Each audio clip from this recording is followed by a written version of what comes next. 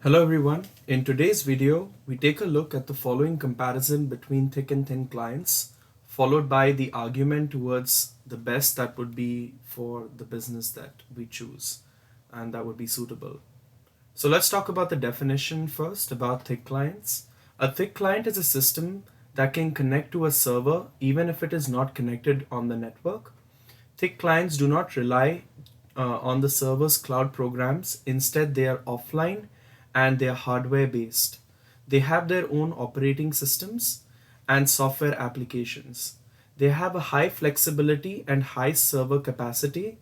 Thick clients have more security threats and are less secure than thin clients. For example, if we look at the native applications for Microsoft Office, you have to install them on the local system. Some of the advantages for thick clients are they have better performance, the presence of multi-user mode, a possibility to work offline, a high speed response, a low dependence on complex servers. They even come with certain disadvantages, such as the need to constantly update for technical support, updates on hardware and software from time to time, high capacity of its distribution kits, complete dependence on the platform they are developed upon. Now let's talk about the thin clients. A thin client is a system that runs on a server based computing environment. Thin clients operate by connecting to a remote server based environment. When it comes to security threats, they are more secure than the thick clients. Unlike thick clients, they use centralized servers, which make the maintenance of software comparatively easier. For example, native applications such as Google Docs using a Chrome browser, just like I'm using one now. Let's talk about the advantages. So, the advantages are the low need for hardware use since everything is connected online, low risk for of failures as it is based everything is based on the cloud. The third one is it is easier to install remotely all the applications and things like that. Let's talk about the disadvantages. If the centralized server fails, all services would not perform. So if there's a problem within the central servers, then all services don't work. And usually we take a look at this when billing softwares come across, and a billing software is not working, then everybody gets affected because everything is connected on the cloud. So yeah. The second one being internet connectivity is necessary. So we have to have a good internet connection wherever we are based at.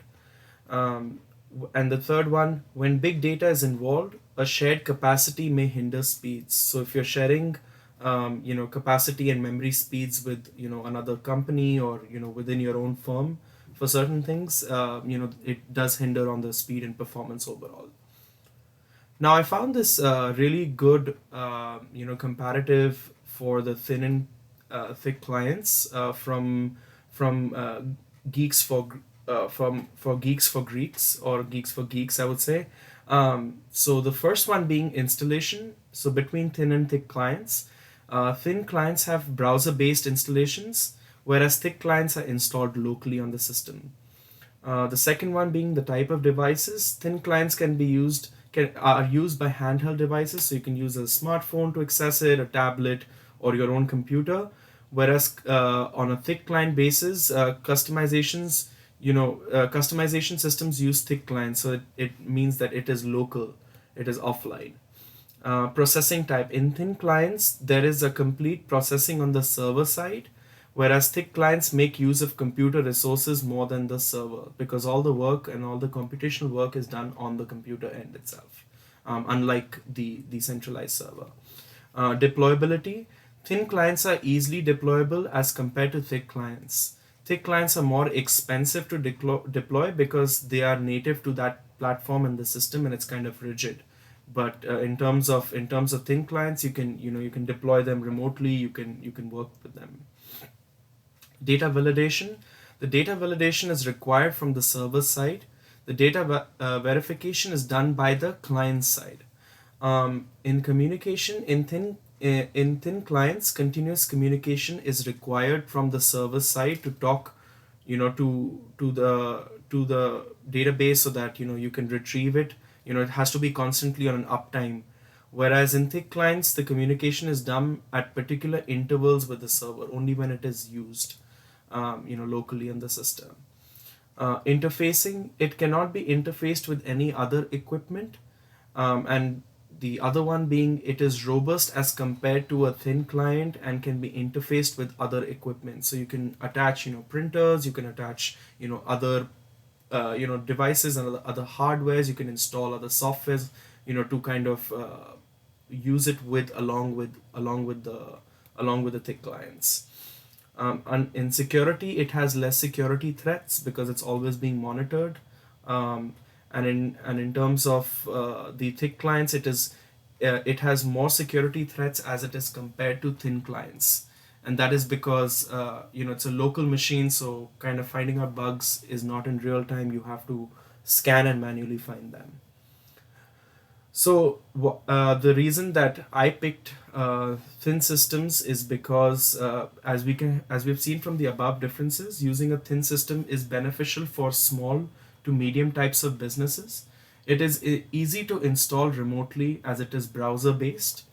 It does not cost that much. There is no need to constantly upgrade your hardware and do other updates constantly on the system, and as well as cloud data can be backed up and used remotely.